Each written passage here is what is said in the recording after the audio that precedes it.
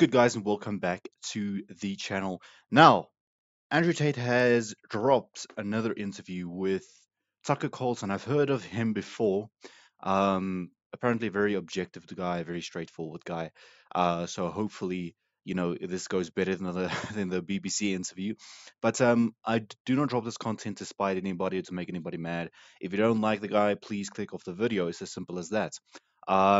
Or you can leave a hate comment. It's good for the algorithm also. But anyway, do what you want, guys. Other than that, make sure you subscribe. Make sure you turn on the post notifications bell. Let's get to it. So We're gonna check out. This is a 2 hour long interview. We could obviously not gonna check out the whole interview. Maybe the first 10 minutes for now, 12 minutes for now, and then I'll just break it up into longer segments from there. Right? what are you charged with? That's a really good question. I'm charged with being the head of an organized criminal group, which is in charge of recruiting girls to make TikTok videos to steal the money from the TikTok views. Makes sense. Right. So there's confusion here because we've all heard he's charged with human trafficking, which we think of as basically buying humans, right? So yeah, this is pretty new. Recruiting girls to make TikTok videos and stealing the money. So it's really a financial crime? Yeah. It looks that way, and it's very interesting because the girls who they've identified to add to the file are saying that we're not victims of anything, and this isn't true. But the state believes it's true, and the state thinks that I, as a 35-year-old man, woke up. I was already extremely financially successful. I was already a father. I was already very well known. I had no financial motivation. I have no criminal record. It's not my personality profile, but I woke up at the age of 35 and decided to make girls do TikTok to enrich myself with the pennies that I would earn from TikTok views. With the pennies, I would, oh Lord, clapping back at the TikTok as well. Yeah. So this, as I said, my man looks as well because we were all thinking that this is more serious. This is like him pimping girls, selling humans. That's what I thought at least. Now we hear no, it's not that. It's more. It's something more. This is so stupid. Apparently, he coerced girls into making TikTok videos that they didn't want to make. I don't know how he did it, but anyway, they didn't want to earn financial gain off of those.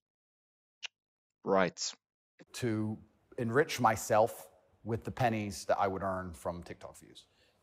So in the United States, I think the belief is that you were charged with human trafficking. Exactly. Yeah, that's human trafficking because what you do is you force a girl to work against her will for financial gain. That's human trafficking. And their justification for this is that girls do TikTok. Some girls I know who they found who say they're not victims have TikTok accounts. How do you force someone to do TikTok videos? Exactly. I guess the prosecutor is going to have to explain that, isn't he? It's a very interesting scenario I'm in, and I'm inside of Romania, so I have to show a degree of respect to the Romanian judicial system, and I have to show a degree of respect to the situation I'm in, but the overall charge is that there's an organized criminal group. There's a group of us. I'm the head of it. My brother is below me. The right-hand man, yeah. We use the lover boy method to convince women to do TikTok videos to make money so that we can steal the TikTok money. And okay, listen, if he did something wrong, he did something wrong. I'm not going to defend that. But can we all just appreciate how ridiculous this sounds at this moment? So just to be clear, you are not accused of pandering, of pimping, of forcing women to have sex with anybody. No, not forcing them to have sex, not restraining their movement, not stopping them from living a full life, but the fact that we are somehow convincing them to have TikTok. Very interesting. I don't think... But there's no actual... I'm asking you this because I do think it's a widespread belief that you were accused of pimping. Yeah, no, that's nothing to do with any of this. For sure. Absolutely nothing. And it's kind of scary because the crime in itself of human trafficking is a unique one because they can ignore the statement of the victim. So the girls have come forward and said, this is insane. You've just picked us because we're near Andrew and we're his friends. You can ignore the statement of the victim. The victim says, I was not trafficked, but you still believe, or the judicial system believes they were still trafficked. What's the reasoning behind that? But the whole idea of the crime is they can say that she's brainwashed, right? She's under duress. So you ignore her statement. State says she's a victim, regardless of the fact that she says she's not a victim. So it's very interesting because the difference between sex and rape is consent, right? Right. But they remove all of that. They're like, nope, you're a victim. No matter what you say, we're deciding you're a victim. Yeah. And they've chosen them. And of course, these girls do nothing pornographic. They've never had sex with anyone, nothing to do with that. So they've picked TikTok. So it's scary. Imagine you're a full-grown man anywhere in the world today. They can find two girls who have TikTok on their phone, which is every single female on the planet. Pretty much. And they can accuse you of forcing them to take the TikTok money. And even if the girls say they didn't do that, this isn't true, then you're still a human trafficker. But And I think the other thing is that technology is developing so quickly, especially with AI. You can manipulate things. So I mean, you should see the deep fakes that are starting to pop up online. And the thing is, with this modern technology and with money, obviously, you can pretty much convince any person to do. Not all. Some of us still have morals, but it's scary, man. And even if the girls say they didn't do that, this isn't true, then you're still a human trafficker. but force, what does that consist of? Forcing someone to do something? Are they Yeah. accusing you of using violence or? No, they're accusing me, and this is the thing, they're accusing me of using the lover boy method, coercing them by being nice.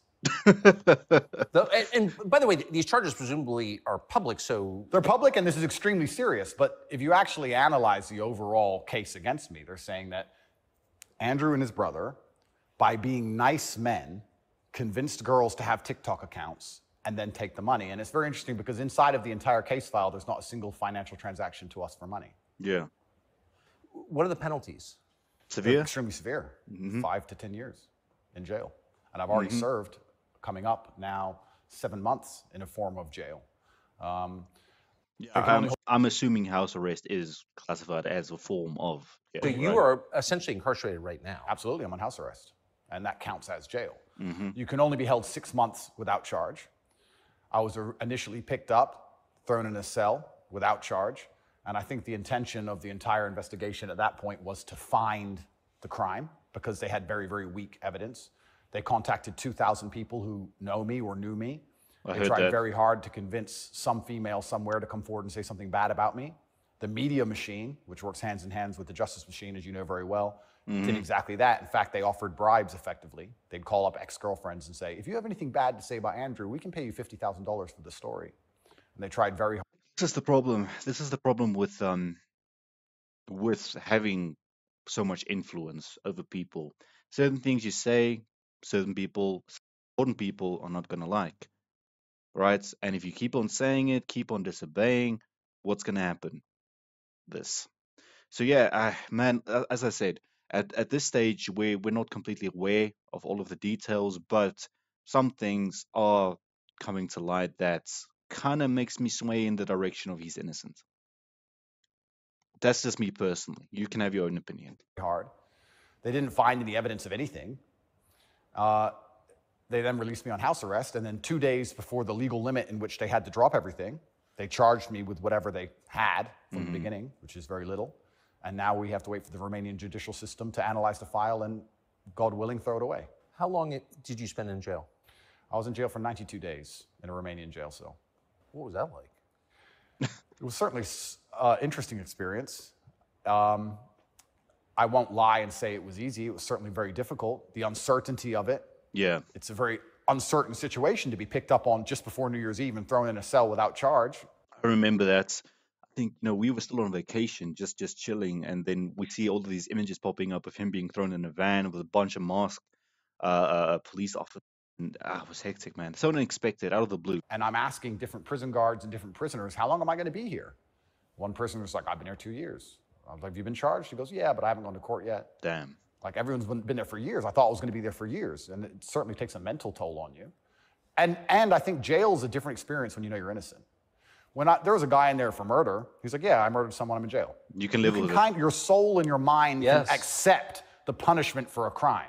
But when you've actually done nothing wrong, I think jail is a lot harder. Did you know why you were there? Not initially. So for about the first 2 weeks, I never actually got told in English what I was accused of because I was arrested on December 29th. Yeah. There's New Year's. What were the circumstances of that? Yeah, December 29th, 5 a.m., the armed guards ran in this house. They spent all day searching the entire house. They were very interested in electronics, as most federal agencies are. And then they took me that evening and said, we're going to go and put you in jail. for 24 hours, and after 24 hours, you see a judge, and the judge will decide if you stay in jail. Man. So the thing is, they can bust into your house, arrest you. When you are, you don't even know what you're being arrested for. You're just being told you're gonna, well, spend time in jail for 24 hours. It's ridiculous, man. That's like Put you in jail for 24 hours, and after 24 hours, you see a judge, and the judge will decide if you stay in jail. And the judge decided I should stay in jail. What did you do? I mean, who'd you call? I had a lawyer, and my lawyer came, and he said, we need to analyze the case file. We need to see what they have against you. You're being accused of human trafficking. I was like, human trafficking? That's insane. Who? When? What? I went to jail, and then I was given all this paper in Romanian. I don't speak Romanian, although I live here. And then I was waiting for the translation. So I think it's about 2 weeks before I finally got the papers in English to understand why I was in a jail cell. And then I really understood how insane the accusations were. What is human trafficking?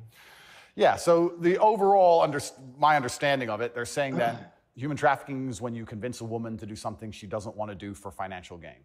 And there's... You see, that's where I was confused. I thought it was like literal buying and selling of people.